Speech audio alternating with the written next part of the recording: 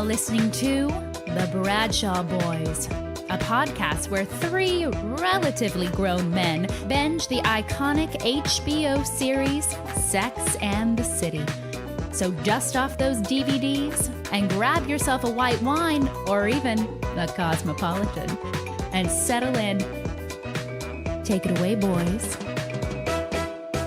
Well, everybody, welcome to the Bradshaw Boys, wherein three guys who have never seen Sex and the City, mostly, watch it from the beginning until the end of this show. Nope. That's not it. Nope. That's you. We right before we started, we were like, "Do you have it?" And it What was- is it? Can Corey, can you just come in right now? Do you want to and bring do us in right now? Yeah, why don't you just bring us in right now? Because you really botched that one, Kevin. I'll say, okay, here we go.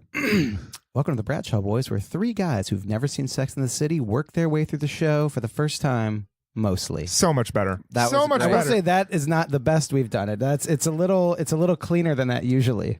But you're on Theraflu, and so I am on a little bit of Theraflu. I'm getting over a cold. I'm not sick anymore, but you know I'm still medicated, and you nailed it. I know. I'm completely healthy, and I couldn't. Yours was like if someone's like, just tell me the gist. And you're like, it's three guys that have never, well, so the show's Sex and the City, but there's three guys who haven't seen it, but they are now, and it's the first time for them to see it mostly. Mostly.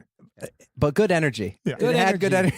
It had a lot of personality. When which you were is true. delivering that, how much were you holding the word mostly in the back of your head? And That was- when were you going to, like, I were didn't you know worried what- about that the whole time? I was worried about it the whole time. I There's was a- like, beginning, middle, or end. We'll just pepper it all over. Just throw it in. There's a thing in Steve Martin's autobiography where he talks about his main memory of doing comedy is standing on stage and being like, I'm talking to the audience, but I'm in my head knowing what I have to do 2 minutes from now, and I'm in two places at once. And I feel like when you did that, you were Yeah. just like, It was- I got to say mostly. At some point in the next 6 seconds, I've got to say mostly. That was it. Only Steve Martin is good.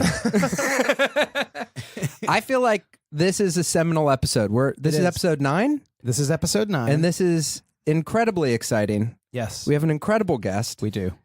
I think we've already been talking. We had to start the show, and we have to get back into the energy because we've already had such a great conversation. We have Dan Clay, Hi. also known as Carrie Dragshaw, That's right. the internet phenom. Dan, welcome to the Bradshaw Boys. Thank you so much for having me. It's an honor. We're very, very excited to have you. We also, I think, kind of couldn't believe that we got you. We just like reached out to you on the internet, and we were like, I was like, guys, Dan's in. We Right. were really excited. Well, you know, internet famous is very different than real famous. Like, I'm actually Still quite famous. accessible. Still famous. Yeah. Is it how long have you, why don't you just explain what happened? Yeah, From the beginning, Yeah. so- I mean, for I people that hardly don't even know. really know what happened. Yeah. But I can explain the chronology.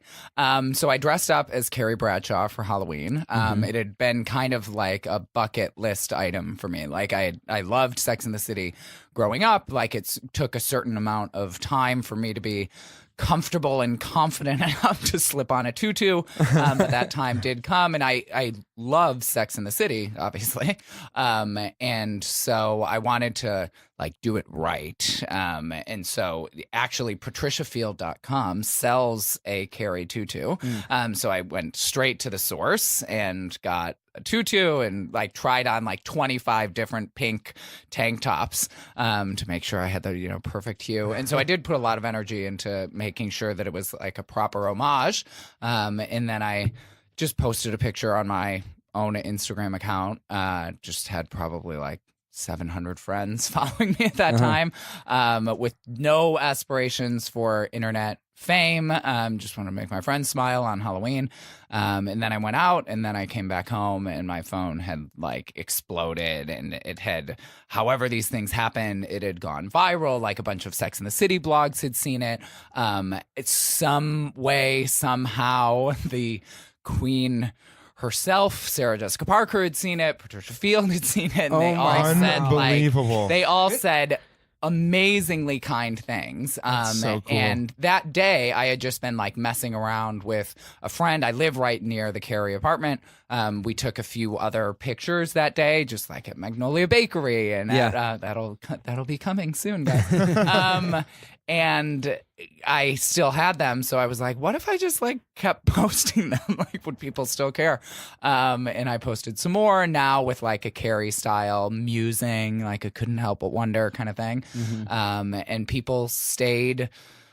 It seemed to make them smile. And it just seemed like a really fun escape for me, but also a really simple way to just like, I don't know, spread a little positivity and love. So I bought some new outfits. That's awesome. That's amazing. It's what always- year? Sorry, go ahead. You asked your question. Sorry. It's always like, it's never like, so I knew people were going to love this. And so it's always, whenever you hear something like that, there's like I did not mean for this to happen. Yeah. Quality, I mean, you was know? like, it was so, I mean, like beyond unexpected. Like it didn't even cross my mind that anything would, like it was Halloween. Everybody posts a picture of their Halloween costume online. So it hadn't even entertained the possibility of like, what if thousands of people see this picture? That's crazy. So What year? Do you remember what year this was? yeah, no, it's just like 2 Halloweens ago. So Oh my Halloween gosh. 2016. Wow. Yeah. That's incredible. I know, she's been busy. And when did you come up with the name Carrie Dragshaw? So that Is that- was like, it was pretty early. I mean, it's pretty like obvious when you reflect on it. It's like, well, naturally that would be the name. I was actually surprised that there hadn't It's existed so before. good. Yeah, like with, it's obviously like a huge show with my people. So like the fact that like a Carrie Dragshaw didn't exist yet, I was like, wow. But I think it was like maybe the 3rd or 4th picture that I posted, because I was starting to enjoy like the caption writing as much as the picture, and so I was like, oh, that's kind of clever, and so I gave her a name, but still not with the, even when I was posting more, like I never thought that I would still be like I always assumed that there would be one day I would post a picture and it would be greeted with silence. Yeah. And then I would just, go back to my life of posting pictures of my dog. And but yeah, that never happened. And your most recent picture, a dream of yours came true. Yeah. I mean, not even a dream. Like I wouldn't have even had the idea to dream of that. But yeah, I was on Watch What Happens Live, Andy Cohen show, and he's good friends with Sarah Jessica Parker. And I was on the show that she was on, and it was like absolutely terrifying because like just it was also completely surreal in an almost like existential way. Like it didn't even really think that we sort of lived on the same planet. Yeah. Right, yeah. I've like watched her in the fictional world of whether it's Sex and the City or any number of movies. So the idea that we could even physically exist in the same room was already like the premise was kind of blowing my mind. And then she was beyond kind. I mean, truly beyond kind. Like like even during commercial breaks and even after the show, just going out of her way to be, and I'm not even being false humility, like I was so nervous and incoherent. And like after I started like talking to her about my manicure, and I'm like, wait, you're meeting your idol. Why are you spending 35 seconds talking about your manicure? Like, get your shit together. Well, that I watched the clip and it wasn't like Andy Cohen was like, explain what you did. And then she's like, that's great. She was like, raving, it was crazy, giving you a review, like what you do is amazing. I was like, it's not even what I expected when I saw the clip. Oh, I mean, and also because I really do. I mean, I spend a lot of time trying to make sure it's like a very respectful and loving homage and not ever a spoof, because it's like obviously I love the show. But two, like I really, really enjoy the process of crafting the captions and making them little stories and building on the as I'm sure you're already by episode 9 already getting a grasp of like a very iconic, memorable speaking style that does have a certain rhythm that you can mimic pretty easily if you pay attention to like the certain notes that she hits. So the fact that she spent so much time talking about the captions and the fact that she even reads like it just baffles me, and it was like really a great joy for me. That's so amazing. That's so crazy. That's so cool. I think all of us, maybe a little bit, me maybe the most, coming into it blind, I expected to be a little snarkier watching it, just being like, this show's like, Totally. I was like, I'll be the devil's advocate since like Corey and John have both seen a few episodes, and I'll talk like, but it sucked me in like pretty quickly to be like, I love being in this world. So Totally. You thought you were going to be a Miranda. I thought You came in as a Miranda. I thought, and well, I, in Is it Miranda, the red hair? Miranda's very like Miranda is definitely the most modern of the Sex and the City character. Like she's kind of the like anytime you talk to a younger, because when I was originally like nobody wanted to be a Miranda. Like if somebody called you a Miranda, it was like, how dare you? like everybody, all like everybody wanted to be, the more like, out at night kind of ones.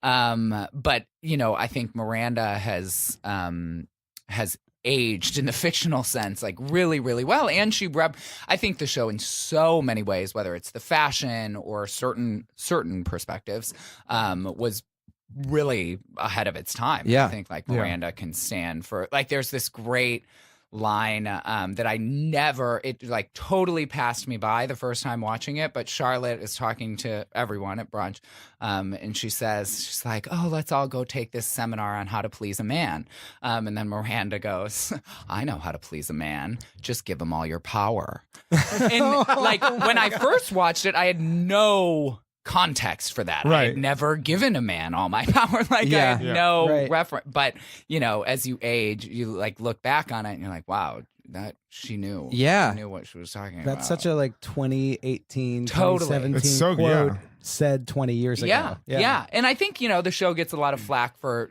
because truly, I mean, certain perspectives, and we'll even see one in the episode we watch now, like it is a little grating with the modern perspective, like certain perspectives on gender and sexuality and in race. But there are a lot of other elements that were very progressive and exciting to see on TV at the time. So. Where were you in life when you first started watching the show?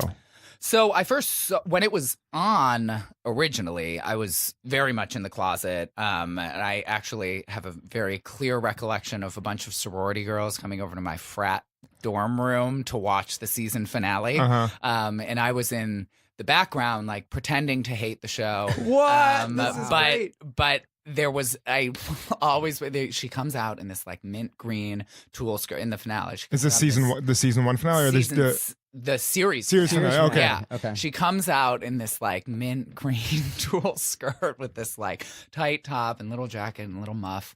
And I'm like sitting there like pretending to hate it, like having my frat boy face on, but inside I'm just like, oh my God, that's amazing. Holy shit, what's happening?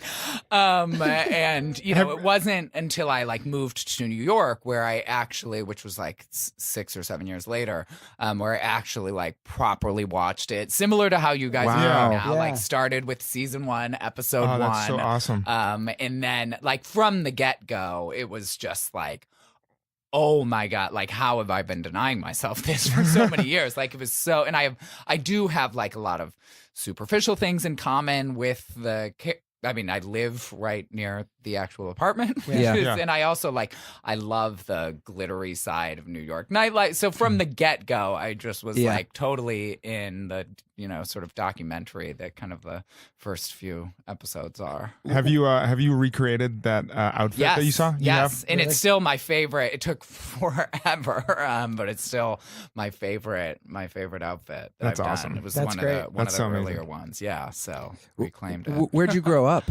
in Michigan. Okay. Yeah. And then where'd you go to college? Northwestern. Okay. Yeah. Awesome. Oh, in Evanston? So yeah. cool. Yeah. Member of the Lodge fraternity. Shout out to the Lodge. And did you come out in college or once you moved to New York? Or? I mean, I didn't technically come out in college, but also like my attempt to be in the closet wasn't exactly successful.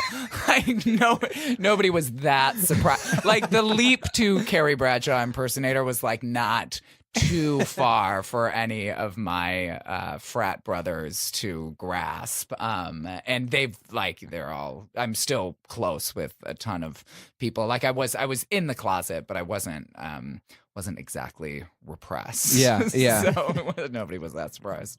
That's great. Amazing. Well, we're gonna go watch an episode. You know what episode we're gonna watch already, right? Yeah. Okay. Yeah. I prepped. That's great. Yeah. Did you already watch it? Yeah. Oh, well, you have before. of course. Episode 9. Yeah. Episode 9. This will be the Turtle and Hare. 97th time that I've watched it. We're gonna go watch that episode, and then we'll come back, and then we'll talk about it. Amazing. Episode 9, The Turtle and the Hare. Carrie is unhappy when Mr. Big tells her he never wants to get married again. Stanford Blatch proposes to her in order to please his grandmother and inherit his part of the family fortune. Samantha's latest pet project is the turtle, one of New York's most successful yet style-impaired bachelors. Charlotte becomes addicted to a vibrator called the rabbit, and the girls stage an intervention. And now, back to the boys. Hey, everybody. Oh, wow. What an episode. The turtle and the hare. Everyone have good breath? Everyone check their... Ooh. You know, one of the things for good breath, you just got to keep hydrated. It's just Really? water. Yeah. I notice that people when say. I'm at the gym and I'm like, I haven't drank enough water at the gym, I notice I have some stank breath. Yeah. That happens. That's the thing when people It's say water. they have coffee breath. It's like the last thing you drank is coffee and you're kind of dehydrated. Just spritz it up with some water. Hey, not only are we here talking about Sex and City, but we're giving you life tips. Yeah. Life tips from Corey over there. A couple hygiene tips for you out there. Turtle and the hare. Great Great episode. Great A episode. lot going on in the best way. Lots. This was the spinning. They were spinning a lot of plates, Mm-hmm. and not a single one broke. It's There was no talking headshots, guys. There were none. There's There no- was, there's didn't none- waste there's time none with of there that. was Yeah. one part where there was a Carrie VO and she kind of turned the camera during the VO, but that was it. And there were no, there were no character. I mean, you know I love the talking headshots and the basketball courts. They're not over yet. Okay. Were there? I was wondering if we were getting out. No, they're not done yet. Okay, perfect. Yeah, I love those characters, and I love when they come in. And but yeah, we're bummed that they weren't on that episode. I do think we got to spend a little time with Stanford, which was good, That was great. and we got to spend a little time with all of our loved ones. It was like well balanced. Yeah. Yeah. I mean, I think that's the genius of the show is Yeah. that, and they're all like, they're all tight plots. Yeah. Like they're all like, they Yeah. have a theme about settling, and Charlotte is settling for the vibrator. Samantha is settling for Turtle. Carrie is settling for Stanford. Like they're all revolve around. I didn't a even totally very- get that. Now I love it very, even very more. I know. specific that then allows, because I think like the genius of the show is it allows you to take this super, super specific life scenario that very few people can technically relate to, you know, like going on a date with a really rich person with bad breath. And turn it into this universal thing of like, oh, wow, yeah, there have been moments in my life when I've settled for something that was, you know, beneath my visions of grandeur and all Right. of that. So, but it's all, Yeah. they Yeah. stay on theme. And there's always like some that are super playful and just silly, like the Charlotte one, with mixed in with some that are like more serious. Like Samantha's plotline this time is a little bit serious. Yeah. Like Yeah. we see her getting vulnerable. Like I Right. think Stanford's plotline is like it's playful, but it's also serious. Like he's being disinherited because he's gay. Like Yeah. that's Yeah. a serious It's a really serious thing. And when it got vocal alls from all of us when the date comes up and is like, no, this isn't going to work, I Yeah. know. you know? And then when his response to it to Carrie is like, this has been me for 15 years. It was like, it's oh, a great wow. line Yeah. too. Yeah. 15 years of rejection is a lifestyle. Yes. Oh, Oh, yeah. man. 40 is a phase. I wrote 15 that years one of down. rejection is a lifestyle. But yeah, and I think, there are examples that are like that is, even though obviously placing a personal ad is out of date, like that sentiment is so current. That's like you like, could that's imagine. like, oh, I signed up for Tinder or whatever. You could yeah. imagine Stanford being on Grindr and having that exact Totally. same, like, people aren't reaching out to me because I don't fit the ideal, like, headless torso body type. Right. Like the channel was very different, but the emotion is. If anything, same. now it's more relatable because Right. everyone can be like, back in the day, it was like, that was a big thing to place a personal ad. Now it's like, that's the main way people meet anybody. Right, totally. Yeah, totally. We're Yeah. all just personal ads. Yeah. Do you want to, John, do you want to just try and give a quick rundown of the episode and then we'll get like, I deep think- into I it? think Quick Dan top did line. a Yeah, great job. I feel It like- was kind of about settling, and the main storyline is Carrie finding out that Big doesn't want to get married. They went to their friend Brooke's wedding and kind of realized that Brooke, who is the what they say, that prom every single weekend was Right. a different prom Yeah. for her, and she gets married. She had a really brutal quote. What was it? I wrote She it down. said, "You should always marry someone that loves you more than you love them." Right, which And I ooh, which I think well, we can talk about that in a little bit, but that got Carrie thinking, and she called Big after the wedding, and he said he's been married once, doesn't want to get married ever again, and so that kind of makes her start processing the idea of maybe she's settling, or what does that look like in New York. And Charlotte gets introduced to the rabbit via Miranda. Mm-hmm. And at first she's a little bit resistant to it, but she comes around when she sees that it's pink and it's cute. and cute looking, which I thought was hilarious. Just so you know, the rabbit is a vibrator with a little, It's got a little rabbit on it. like a little rabbit. Yeah. Right. Which, what's that for? I'm just kidding. That's- So, Wrong guess to know that. Samantha ends up going out with the turtle. What was his name? Bernie Turtle Tower. Yeah. Great name. He has bad breath, but she is at a date with a gentleman that she met at the wedding. He just needs to hydrate. Yeah, exactly. That's all I need. She gets stood up kind of mid-date and ends up getting intercepted by him, has dinner with him, and realizes, that someone's being nice to her. She was in a vulnerable spot, and she tries to kind of make him her work in progress. And I don't know if there was one with a storyline really with Miranda unsettling. Was there? No, she put things in gear. But Yeah, she went into the background. For this Yeah, one. and then we have Stanford, who, like we said earlier, puts out a personal ad, is kind of sick of the competitiveness of being a gay man in New York, and ends up kind of getting rejected from that. And after going to the ballet with Carrie, decides that maybe they should get married. Mm-hmm. Has a great scene, but a heartbreaking scene with his grandmother as well. So, Mm-hmm. and. Tons of story, tons of plot. It was a great episode. Lots of scenes. What I could assume, but what, because I saw you nod when you said the competitiveness of the gay dating Yeah. scene. What's he talking about?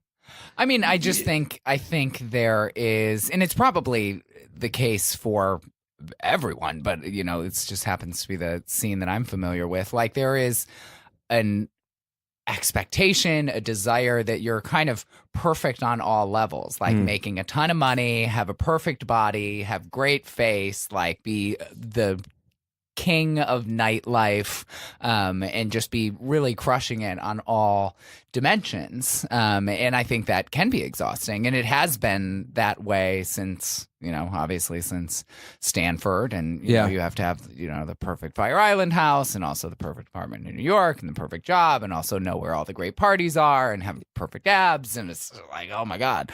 But nobody does. Nobody actually is that ideal, but everybody is striving toward it, or not everybody obviously, but gets pretty worn out by it. And I think his plot line is even more relevant today, because at least then, like, you had a chance to meet someone in a non-superficial way. Maybe you're just like looking for an Ed Harris type. That was such a great And thing. now, I mean, obviously everything is, leading with your picture and leading with, and depending on the app, it's either your face or your body. Yeah, I know when I first put a Tinder Bumble profile together, it was just threw stuff up because people were talking about it. I was like, oh, Yeah. I'll try this out. And then and that was like fine. But then it was crazy like a month later, 2 months later, once it started blowing up. And this was like early on. Then after things don't work out the way you want, it was crazy just being like, oh yeah, how do you want to represent yourself to someone to go on a date with you? And then you just realize all the stuff that you end up like. I didn't think of myself as very. I'm pretty content with who I am. Right. But then all of a sudden I was like, I quit telling people I was a comedian because people wouldn't go on. They'd be like, no. Oh, totally. And so I started saying writer instead, and I wouldn't mention that on a first date or two until.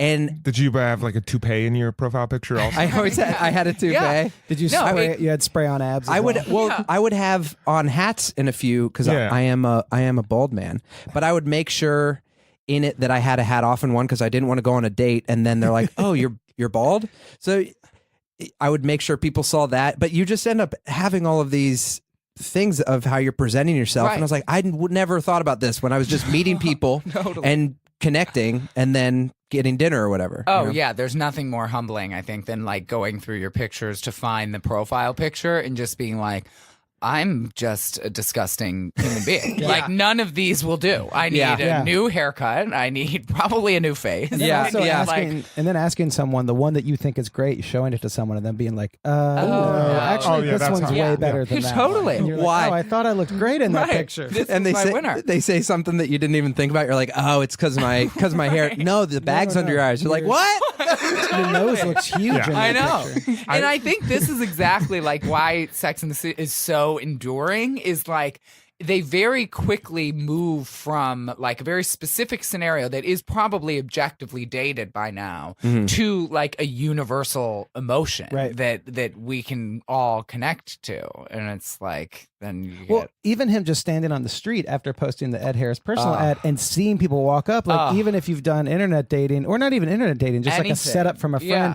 every person that walks in that coffee shop or that bar, you're like, is that, oh, I can't tell. Is that him? Is Yeah. that her? Is that him? And then, And he's so then good. finally the one comes up and then he's just like, this So isn't going to brutal. work. I know. That's so bad. and he looks exactly like him. Yeah. Oh, yeah, exactly. Like, yeah. And Willie Garson he's so good. That's who plays Stanford. Yeah. He's perfect. It's great. What's he in now? Is he been in? He was much in since? Suits, I think. Oh, okay. I think he was in Suits. We'll find that out. We'll look Yeah. that up. That's a fun I don't know, fact. he's still working. I think it was interesting to see Stanford come up because he doesn't come up to like 3/4 of the way through the episode, Yeah. and then he's a whole new storyline with Carrie, and then there's all the grandmother stuff, which it was interesting. The grandmother kind of is like what Carrie could be. Because the grandmother's like, Right. I used to be a career woman. Right. And I Right. gave it up to have kids. Even the And she- picture where she's holding the baby Yes. looked a lot like it looks like Sarah Carrie. Jessica Parker. Yeah. Yeah. And she's also wearing a Chanel suit. Yeah. Coco Chanel. Yeah. Okay, yeah. And Yeah. she says she has like 4 Chanel suits that are designed. Totally. And it's just Carrie. Like, this is, I mean, Carrie always. Like, she never has the answers. Like, she never even really knows what she wants. Like, she wants to get married, but part of her doesn't want, obviously, like the wedding that she went to in the beginning of the episode. And, maybe she wants to have kids, but she doesn't want to give up her career. Like, you see all of these questions bouncing around in her head. And even though, the sort of writing style, all the questions, and maybe, and I couldn't help but wonder, and all of that, like, it is spoofable. But I think it is what makes her character someone that you really lean into, because she doesn't know, and so you start like participating with her wrestling with these big questions about Yeah, I thought life and love. I thought they did a really good job showing that when she's like tasting the food at her and Big are cooking. Yeah. And it's right after the scene with the grandmother, and he's trying to flavor the soup or whatever he's making perfectly. Needs more salt. And he's like, needs more salt. And he's like, what do you think? And she's like, I do want to have kids in the family. And I'm like, that is such an accurate portrayal of someone who's wrestling with those like questions in the back of their head. It's like their intentions would be to say, hey, let's carve out a time to talk about our future and our kids. But those questions are bubbling so much inside their head that like the first opportunity they can, they just explode forth. And it's like, I was watching that. I was like, man, that's just such a inconvenient time to have that conversation. But it was so real. It's so accurate that real. if you were thinking about something like that, you would just kind of explode with. And that's I do want this. His response was definitely like, I thought we were making dinner. Oh yeah, he was like, but also like these are my. Like, and this may be controversial, but these are my least favorite moments in Sex and I love them because they're real and true, and that is exactly what Carrie would do and what Big would say. But I hate it because the end of the episode, Carrie comes around to Big's perspective. Yeah. Carrie comes around to, just live in the moment. We're just having fun. And I don't know what I want her to do. Like, I definitely don't want her to be like, I need to know right now whether or not. But you'll see as time goes on, like there are a lot of moments where like she brings something up with Big and he gives her nothing. Yeah. And she adapts. Yeah. And I like her more as, the brash cigarette smoking independent woman. And like the scene when they were laying in bed and she was smoking the cigarette. That's a great Carrie moment. Yeah. She's like, I'm thinking about getting married to Stanford, And totally. Well, who are you gonna have sex Ms. with? Blash. I have you. Yeah. It's a badass. Already we're only in episode 9, but there's already a few of those. Like when they are standing there in Union Square or whatever. It ends with her saying something, and then they just look up. I forget. It was a few episodes ago. The episode where she's with, is it Justin Theroux? Yeah. She's with Justin Theroux. Yeah. But the same sort of thing. It's like they really need to work out. They need to work on their communication. And like John said, sit down and be like, let's really discuss this. Yeah. Because, I don't know. Let's have a DTR talk. Right. Let's define this relationship. Is this 6 seasons of this? A lot of back and forth. He never gives, but it's real. It's so real. This is what makes it like the Carrie that I want would make for a very unfulfilling TV show because the Carrie that I want would have left him like the second that he wouldn't commit. Yeah, like would have just been like, no, I'm worth way more than that. Right. Screw you. Right. Like I'm not gonna be like fake versions of myself to trot out to try to impress you, and then I give all this energy and you give nothing. Yeah. Like you get. I mean, there are moments way later when he starts to give something, but the majority of it is like her trying so hard for it to work and just accommodating him, and then him just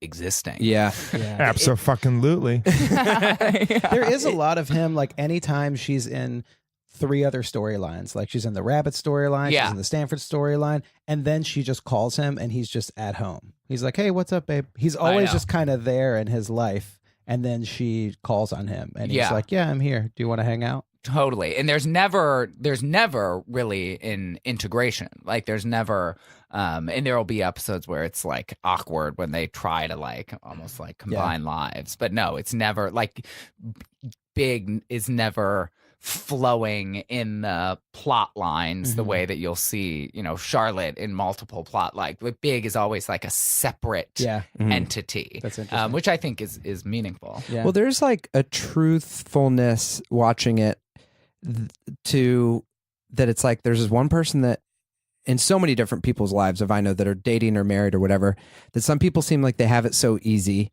that it's like John, you met Katie, you guys dated, fell in love, got married, like pretty, I'm not saying your relationship was perfect, but it's pretty much like traditional in the way it happened. And we check in with you guys and you'd be like, yeah, we love each other. We're happy.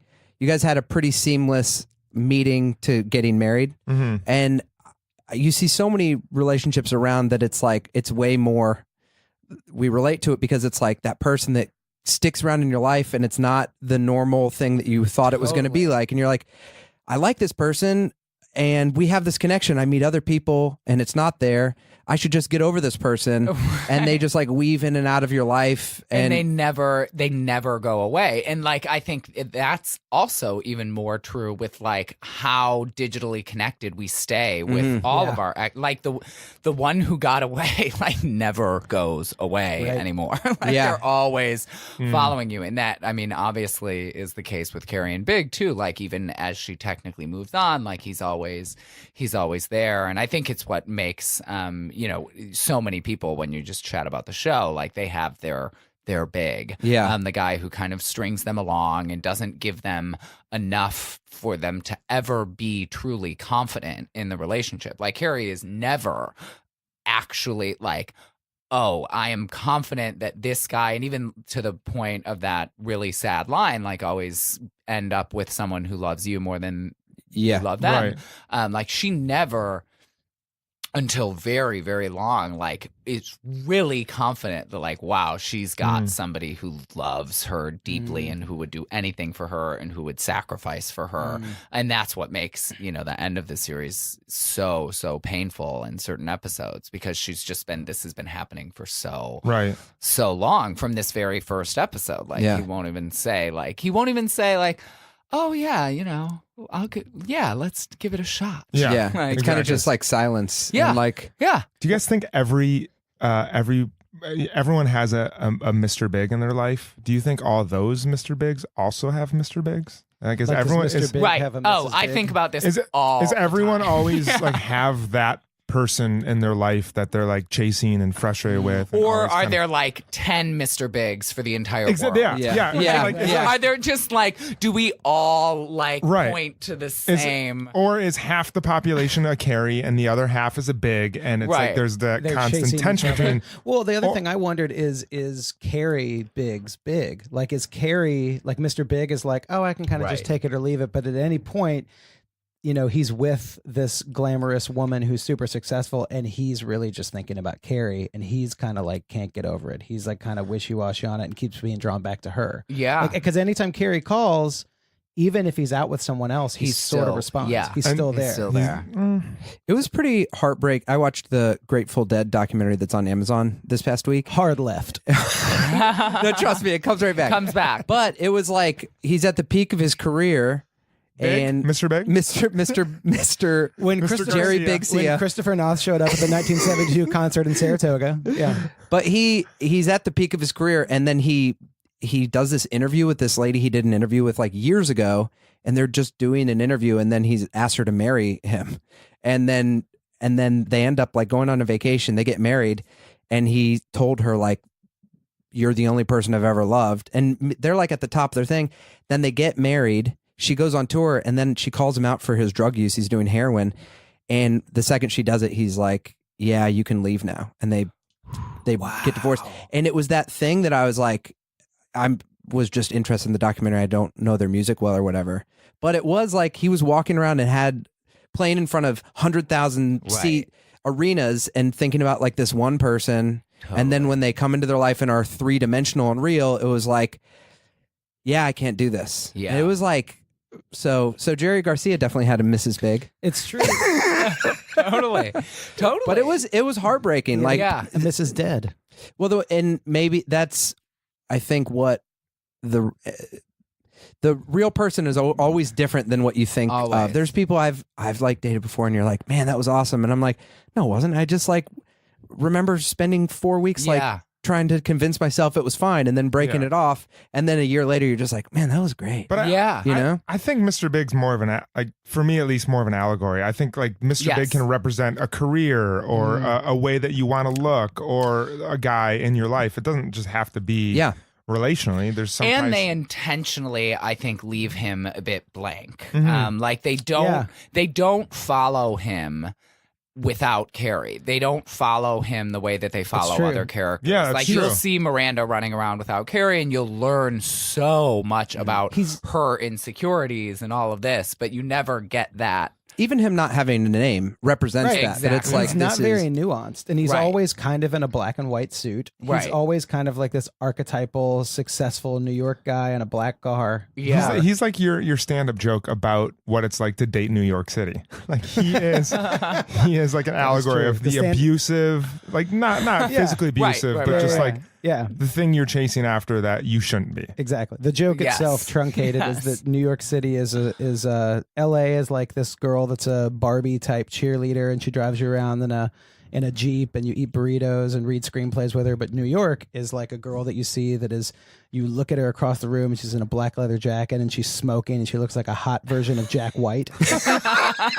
And then she picks you up in a cab. The cab pulls up behind you. You see she's driving, and then as soon as you jump in the cab, she just punches you in the face repeatedly Yeah. and swipes your credit card, and then kicks you out in deep Bushwick, and you get bed bugs. Yeah. And that's what it's like. And Right. says, and then you're like, this is the But at greatest some And then point, you're like- and then you're like, at this is the some most point fun I've you ever have, had in my like, life. I love this. amazing sex. With Yeah, her. yeah, exactly. Also, Oh, no, so every- you like, yes. so you like can't ever Everything leave you're her. doing with her while she's in the cab, Is you love it. It's the most incredible. exhilarating Yeah. thing in your life. Yeah. Yeah, you can't get away from it. Yeah, That is- I get it. But it's like it's very blanket. I think we talk about this because it is a character in the show. The city itself, Oh, for sure. it's still fun even after living here for like, I think I've been here 9.5 years, just watching it and being like, oh, they're on Worcester Street. Oh, I love the totally. neighborhood. Oh, yeah. And I love- think like the earlier episodes are more the sort of like documentary style. So you'll see as time goes on, like they do less with sort of periphery characters, like the fact that this started at a wedding that you'll never see that Right, woman right. again. And like it's these documentary style views. They talk about the average $100,000 wedding, Yeah. like people that went to Dalton, like they go to Lavo on their date. Like these are very real Yeah. New York things. And one of my friends, actually, he's a bit older, and he was like in the scene when Sex and the City was on, and he talked about how you would like watch it live, and then you would go where they No went, way. and And there it would would probably be be like a packed. fabulous like Oh my party gosh. with like Patricia, like everybody would be there, and it would just be like glamorous and sexy. And Oh, man. everything. It's yeah. so It was incredible. really, You it was can- like a star maker of a place for place. Oh, like the show totally. would like make a place. I mean, Magnolia Bakery was on the Magnolia show Bakery. for 10 seconds. Yeah. And, like there's hasn't still riding stopped that. being a line since then. That's what you can imagine too. Like, there's tons of shows that film in New York now, but if you walked up and saw like, oh, they're filming Sex in the City, I bet people would know even before the episodes come out, Yeah. right? For If they sure. were like filming at a restaurant or Oh yeah. And it was so real. I mean, certainly it's portraying a very glamorized view of New York, and it's not gritty, and no character is really, having to like struggle to make it here.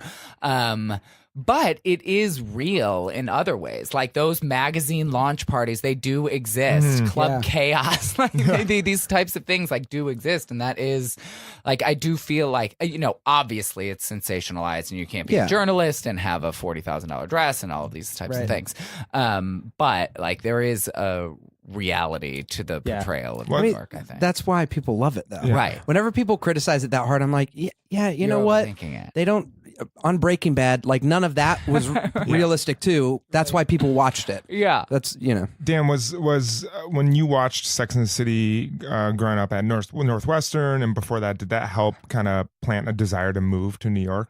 Yeah, I think so. I mean, I didn't watch. watch it seriously until actually getting here. So Okay. the impact for me was more like a desire to make the most out of New York. Yeah. Like it's kind of when you're here watching it, you're like, oh, I got to step up my game. Yeah. Like, I need to be going to more Wednesday night parties. Right. Like, Yeah, I yeah. mean, maybe you shouldn't, but like, it does, at least for me, it like inspired me to, because, even just in this episode, like they go to a fabulous wedding, they go to see the ballet, they go to a party. Yeah. Like, it just are like, you're like, this is all in my backyard. These are all real places. Like, I do want to bounce around a little bit. I want to have these experiences. I want to have, I want to have heartbreak because, like, look at them. Yeah. It's fabulous. Yeah. There was in December, Corey and I went with one of our friends for his birthday, he wanted to go to the Met, and I'd never been to the Yeah. Met, the opera, and we saw the Magic Flute, and then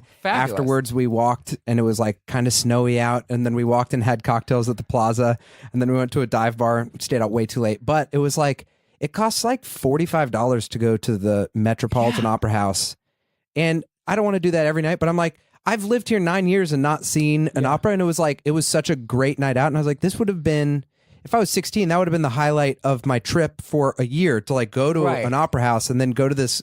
So it was super fun. The whole time we were talking, we were like, this is like getting me pumped to do our podcast. Yeah, Like, totally. But yeah, there's so much here that watching stuff like this, you're like, man, I've never been to the ballet. I got to take advantage. Yeah, it Yeah. allows you to live that like glamorous life. Yeah. Two things real quick. One, Stanford Blatch, Willie Garson, that's his name. Yeah. Right? He was on White Collar. Oh, That's wow. the show he was on. He was on Never White seen Collar. it. He's been On in a bunch of other USA. USA. That's one of those shows that I've never watched any of those, and I have this theory that none of those shows actually exist, like White Collar and Suits, and what's the other one about doctors?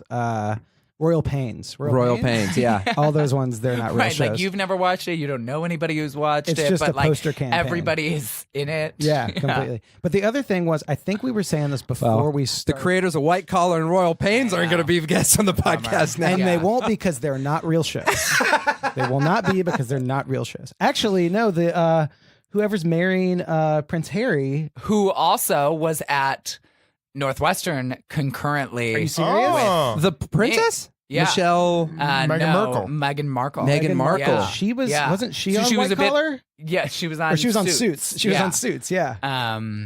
So yeah, I mean, it would be cool if I like had a deep relationship with her. If you got invited to the like, wedding. You know, Carrie Dragshaw and Princess Meghan were hanging out in college. I think there was a little bit of overlap. Some but crossover. we That's didn't so know. cool. That's Yeah. awesome. I wish Yeah. she was at that frat party where you saw the green tool dress. Totally. Yeah, I she mean, it was would one be of the such people. a full circle. such a It'd be amazing. But before we started, I think you were saying that there was something you saw in this episode that, like, when you first saw it, you were like, that's such a great Carrie move. And then seeing it now, was that in this episode? Oh, that- no, that's in the wait for it, but that's when she goes to Big's church. Okay. Okay. So in a few episodes, it'll all make sense. But when I first watched it, I was like, hooray for love. And then Yeah. when I watched it again, I was like, whoa, Carrie, that's real creepy.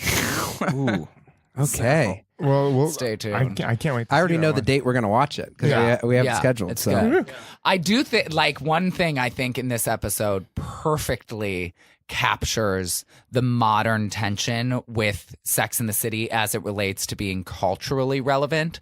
So, big part of the plot line is obviously the rabbit, and it's pretty provocative at the time, and probably still would be today, to have a bunch of women talking about pleasuring themselves Yeah. on TV. Yeah. Like, it was like independent women, like, here we are, we're proud.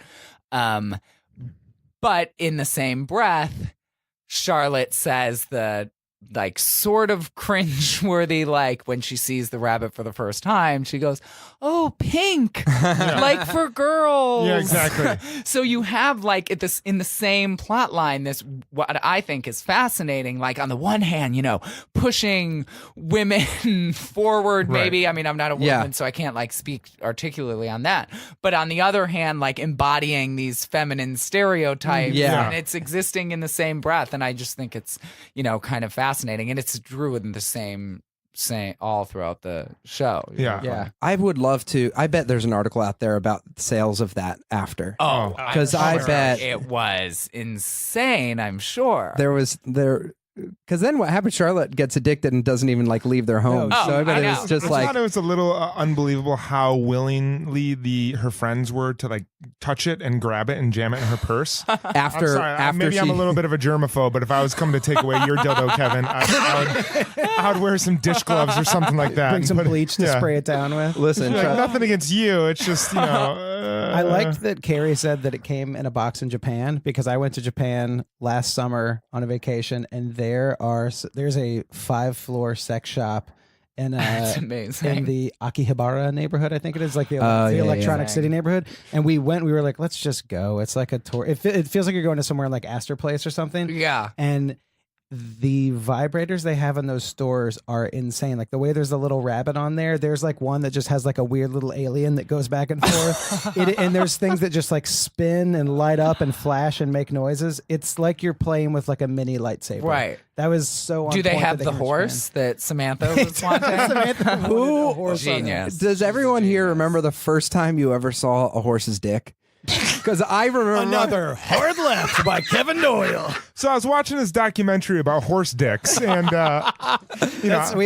We're slowly building franchises for this podcast. Yeah. John wants to have a little sidebar called Steve Talk once we get to Steve. I'm really, Oh, yeah. I'm really into Steve. but I feel like our No, other that's- our other that is- sidebar needs to be Hard Left by Kevin Doyle, where he just goes into a place. This Steve plot is a beautiful, It's I great. think, like a very, very beautiful plot line. Yeah, Like, I'm it's really very- excited to give some yeah. final thoughts on Steve. Yeah. when is Steve coming?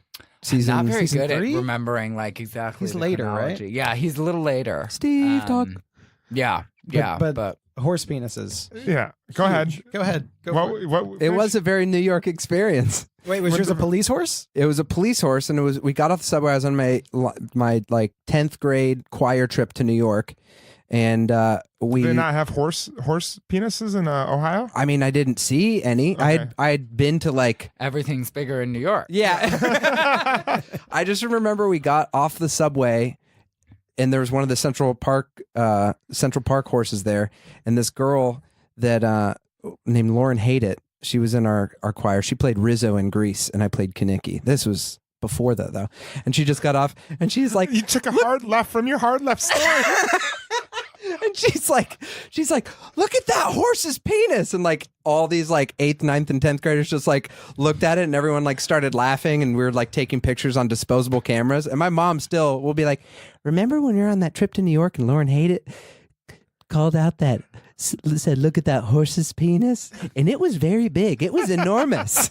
I mean, those things are huge. Yeah, yeah. Well, I mean, you're talking about the right show because horses play a big role in Sex and the City, as do large penises. We have to- So We have- there's an episode with a character called Mr. Too Big. Oh, Can't wait to Stay get there. tuned for that. who gets to spend time with Mr. I don't Tubin? want to spoil it. Okay. All right. Surely it can't be Samantha, but maybe it will. We'll see. Is that I've seen that in TV and stuff. I've never heard of a friend be like, yeah, too big. Never heard of anybody say that, but I don't know. Maybe it's read out an there. I'm also not in those rooms, I guess. I read an article about the guy who has the largest penis in the United States, and it didn't. His life doesn't sound pleasant. It sounds How big is it? Right. It's huge. I mean, it's Yeah. enormous, but That's awesome. everything is just difficult for him. I guess like pants, like Yeah. clothes to wear. Yeah. Yeah, that would just be. I think that's the thing where it's like it's at some point it'd be like if you. I mean, I can't think of another thing to compare it to. If you had really really long arms, I don't know, but like if you have something that's like an abnormality to the point where that's probably not the same thing. No, it's the same thing. No, it's different. It's different, but it doesn't. That's something like I remember a friend in high school when we were listening to like Snoop Dogg Doggy Style for the first time, and there's like all these things about like having really big nuts, and my friend was like, "Why would you want to have huge testicles? Why would you want He's like- elephantiasis in your He's balls? like, why? You could just probably get someone pregnant faster. Like, it's not. I don't know if the science works with that, but like, it's like it's not a probably like average, good average. Yeah. a little better than average is probably enough. That's where you want to be. That's where you want to be. You don't want to be gigantic. You hear that, Snoop Dogg? Change those lyrics. Come You're on, confusing Snoop Dogg. kids. Come on, man. What are you doing? Maybe a hard left, but into the episode, I felt like directing wise, this episode was one of the best we've seen because Yeah. one thing we've seen in the first season, there's a lot of like just an episode will come up where there's all these like weird camera wipes or like they do like weird tricks. Oh, yeah. and there's a lot of the talking to camera. They did have a split screen. They with had the Carrie split screen, Big. and it felt a little dated, but it felt a little dated, but it was tasteful. right, It was too. right. It was It was right both. for that And you know what moment. was cool They is were in in the that same split screen, beds. they were in the same Yeah. beds. They looked the same. Like Yeah. that worked. That was the only crazy trick. But the thing that I thought was the coolest was when they go to do the rabbit intervention with. I was Charlotte, just gonna say and that. they look like they're in like Matrix clothes. They're both in like long black Totally. jackets, Yeah. and it's a follow cam through the whole apartment. Yeah. And it's like a Matrix or like Pulp Fiction. Yeah, scene. Yeah. It was totally. it was really well done. Yeah. That was hilarious and so just out of nowhere. It was so good. It's like it feels like a cop show thing or something. Yeah. And it's there, great. I mean, I think like this episode, I mean, throughout, but like it starts to add dimension to the characters too. Like you see Samantha's vulnerability very much when she has that moment where she sees her date flirting with another girl, and you see Charlotte's promiscuous side, even though it's with the vibrator. Like this isn't what the like pure romantic would do, and so you start to get the layers of the characters, and like I think that Carrie kind of has all of them in her, and you see that in this episode. Like, you know, she has a little bit of Samantha when she's telling Big that like she has him to sleep with. She has a little bit of Charlotte when she's wistful for, you know, this very traditional sense of romance and marriage, and she has a little bit of Miranda when she's talking to the girl who just got married, and she's like, is that really enough? Like, do you feel fulfilled? Like that's kind of a Miranda like cynical perspective to take. So I think you just start to see the characters getting rounded out a little bit more and breaking out of their like very strict shells. Yeah. I have a little bit of a bone to pick with Samantha on how she treated Turtle in the end, because it was so refreshing when she's like, everyone's talking about his breath, and she's like, your breath's bad. He's like, really? And then it's like, oh, you fixed that. And then at the end, she was like, I'm leaving, I'll call you later. So she started off with being like, I'm going to just tell you the truth. Yeah. And then they had a connection. And at the end, I just didn't understand why she couldn't say like, hey, you're awesome. This isn't going to work out. Why? You talk too much about mushrooms. Yeah. And then you leave. Right. What is this, Phantom It was Thread? undignified. Yeah. See, this is why it's valuable to, like, I've never talked about this show with heterosexual males. And so you get Turtle's perspective. Yeah. Like, you have a voice for Turtle. Finally. All three of us have terrible breath, and we will have something to say. But it's true, because like you immediately stick up for Samantha, like, or because it's like, oh, I've been in those awkward dates and I've just wanted to leave, and so she's as girl. But it's true, like that was a very undignified way to leave, and they had been on multiple dates. Like, come on, I think it's especially because they started it with like the brutal honesty, which was great for him. And then he said, and then it was interesting because it wasn't just like, oh yeah, I have halitosis. He was like, it's because I'm taking these weird Chinese herbs, and she's like, well, you're gonna have a long life alone. But there was something really. I wish I could have had a sex scene. I wanted to see Turtle just have the best sex of his life with Samantha, but they never showed it. I wish they would have had the best sex of his life, but he had one of those Chinese face masks on the whole time to keep his breath in their face. He's like, oh. No, you know, homeboy uses a CPAP machine. He's got that apnea, sleep apnea.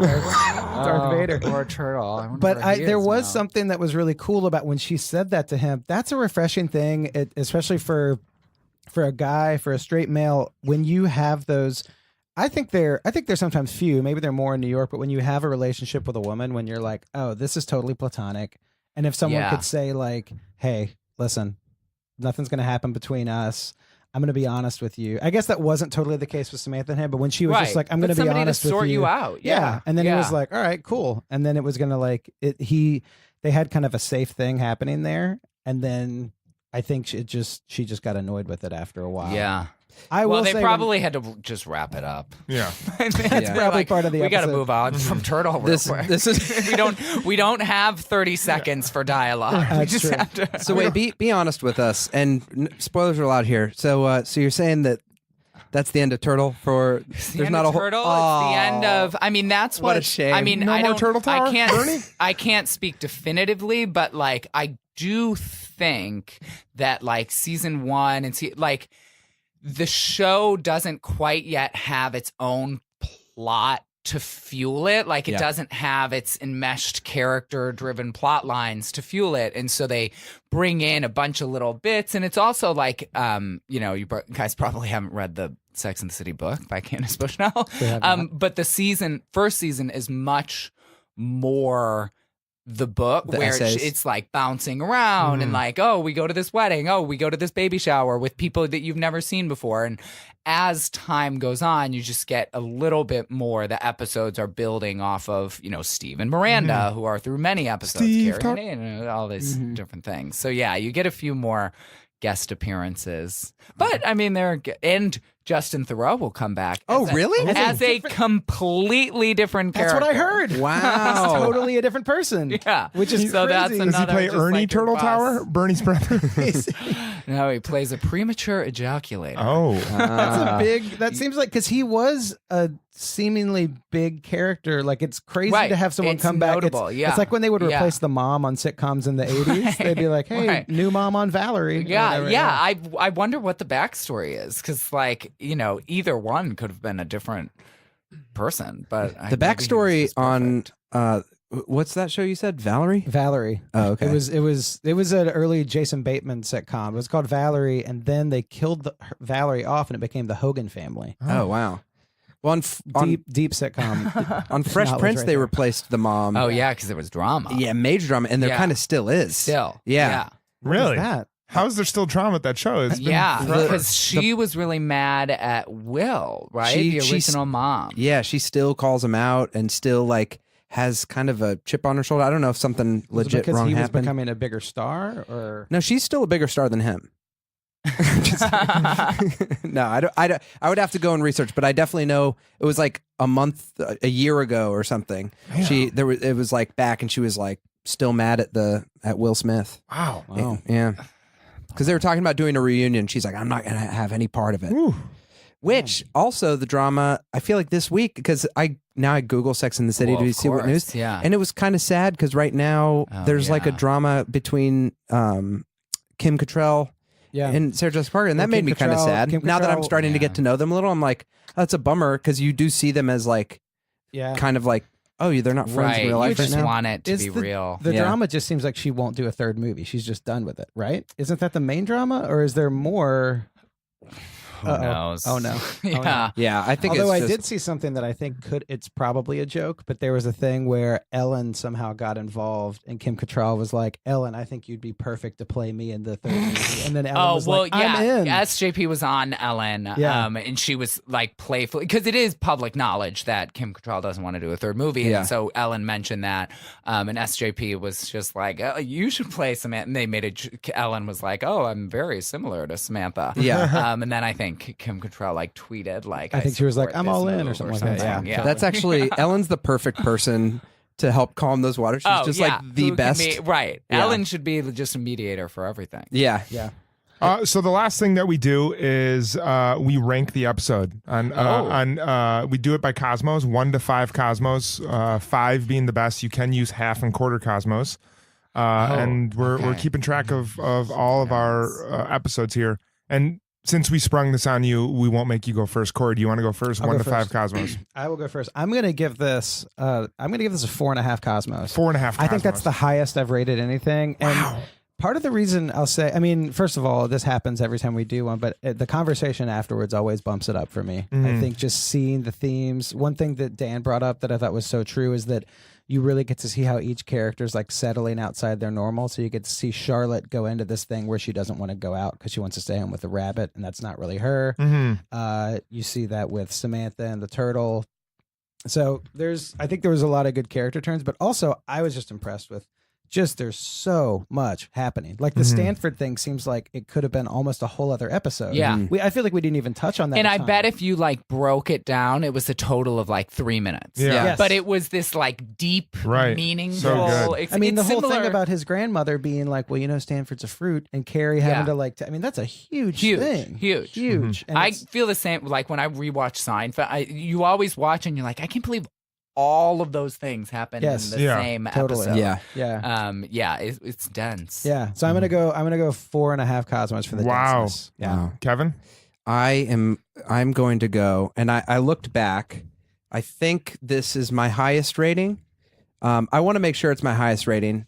Did I give someone? Yeah. Well, so we don't know your 4.5. I think 4.5. I'm going to do that as well. This is my favorite episode so far. Besides the pure joy of watching the pilot. Yeah. Which was just, but I think this, and I do think it's because there was, like you were saying, Dan, like a little more depth to the characters, that it was, that scene when they went in to get the rabbit was hilarious and one of my favorite scenes. But the Stanford Blatch one, Samantha getting stood up by the guy, I was like, oh, wow. And so I think I felt for all of them in ways that I haven't before. And for that reason, I give it a 4.5 Cosmos. I think, man, I want to be different, but I think I have to go 4.5 Cosmos also. One of my favorite scenes was when they're at the shitty diner eating pancakes, and they're all talking about Carrie, talking about Mr. Big not wanting to be married. And I think although this episode did a really great job layering the characters, I loved that scene where they all kind of interjected their opinions on marriage. And I love when, when they're all four together shooting the shit, that's like what really is the magical moments of the show for me. And I love that one. Great episode. Stamford was fantastic. Bernie Turtle Tower, 4.5. It's so good. And those are my like I live for those sort of like crossfire style debates that they have at the diners. And so I'm just because I have the privilege of knowing the future, I'm going to give it 4 Cosmos. Okay. Just to leave a little buffer because there are going to be episodes that will just blow your frigging mind. And also what happens later so you'll notice like the fashion is quite simple in these early episodes. So what's going to happen later that you need to reserve some Cosmos for is there are going to be moments where character combines with setting, combines with fashion that just makes your head explode. I cannot wait. Because like when Patricia Field hits her stride, it's You're just like it's beyond. But I just love the episode. I think it's a very, very classic Carrie monologue too. You know, like in a city of great expectations, was it time to settle for everyone? Like just these very, very classic, like she's finding her voice. And I think all the plot lines are beautiful and has a fabulous pun that we didn't even talk about when she said meanwhile at the briar patch when we totally missed that. I mean she's a journalistic genius. So amazing episode, but you know, got to reserve a Cosmos. There are some moments. Got to save those Cosmos. This is before we go. I wanted to ask you: were there any outfits from this episode that you have on your Instagram? Not yet. Okay, but as I was watching it, I mean, I feel like when this podcast comes out, I should like line up. Oh my god! That'd be great. Yeah. Honored. So I'll watch it again. I mean, there was a super because she was very minimalist in the early episodes. There were a lot of just like very sort of Calvin Klein-esque minimalist silhouettes in that, you know, I mean, I'm sure part of it is just getting money for the show. Like this first season, nobody knew that it was going to be this like groundbreaking thing. But yeah, there was this really great, she was in the closet and it was just a minimalist dress, but it had this strap across the shoulder. So yeah, maybe I'll pull that one together. Awesome. That's great. Yeah, our that's been since our first few episodes we didn't have guests because we were just figuring out how to talk to each other. And since we've had guests on, that's been the thing that we've realized that we forgot is a main part of the show is we're like, oh yeah, the fashion. Right. Well, but you're also not there yet. You're not there yet. Like the first I mean, obviously everybody looks beautiful but the first season, I mean, that brunch, they were all wearing things that the other people could have worn. Like Samantha was in a red sweater, like Charlotte was in this blue thing. Like that once season 2 and season 3 start, the outfits are never interchangeable. Like Samantha is always in something that is so Samantha. And Carrie isn't always in something that is so Carrie. And that hasn't really happened yet. Okay. So you will naturally start talking about the fashion because it'll become just a bigger That's great. part of the show. We're primed for it. Yeah. We're ready. Yeah. There was a part at the wedding where Carrie smelled a flower to get away from Turtle Tower's breath. But is the flower thing is a Carrie thing that comes up? Huge, like, is that seems like that was foreshadowing or just like something of her and flowers that happened throughout the show? Yeah. I mean, she'll have a flower phase where she's just always running around with just like a gigantic flower. It's always shoulder. It's just an homage to Turtle. It's her. It's the. I never even realized the one that got away. It's all layers here. It's all a throwback to Turtle. Awesome. Well, where can we find you on social media? What's your handle? It's just on Instagram. It's just Dan_Clay. Awesome. At Dan Clay, Carrie Dragshaw. Your appearance from Watch What Happens Live is on your Instagram. Yeah, account, so you can watch that. Great. Awesome. Well, thank you so much. When we started so this, much fun. this is like our dream. We're like, he's not going to respond. So thanks for coming thank on. you. This was super fun. Once we'll find out what your favorite episode is in the future, and we'd love to have you back for something when we can talk more about fashion. That would be awesome. Yeah. Awesome. All right. Well, thank you guys very much. We'll see you next week with episode 10. It's a good one. Fantastic. All right. Thanks so much. See you later. Thank you. The Bradshaw Boys stars Corey Cavan, John Sieber, and Kevin James Doyle. The show is produced by Jeremy L. Balin. For more information on the guys, check out their website at bradshawboys.com, on social media at The Bradshaw Boys, and if you see them in the street, tip your glass. Thanks for listening.